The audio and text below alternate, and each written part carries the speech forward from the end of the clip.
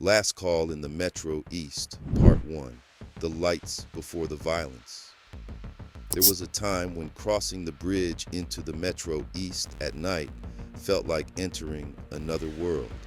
The skyline of St. Louis glowing behind you, the Mississippi River fading into darkness, and ahead of you the neon lights, blue lights, pink lights, red lights, parking lots full of cars, music spilling through open doors, crowds moving from club to club long after midnight.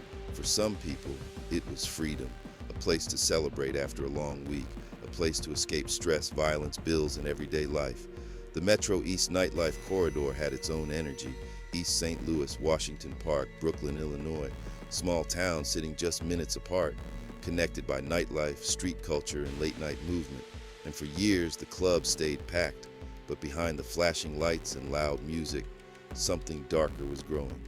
Because eventually, the parking lots became just as important as the clubs themselves, and once the music stopped, the real danger often started. This isn't one story, it's a timeline of violence, tension, and chaos connected to one nightlife corridor in the Metro East between 2008 and 2015. A corridor where arguments became shootings, where parking lot fights turned deadly, and where entire communities still remember certain nights like they happened yesterday. The nightlife ecosystem. To understand the cases, you first have to understand the environment.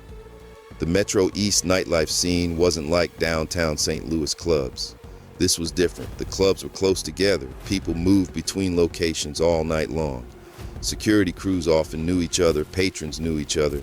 Street conflicts sometimes followed people from neighborhood to neighborhood, and because everything happened late at night, alcohol, ego, and tension created an environment where arguments escalated quickly.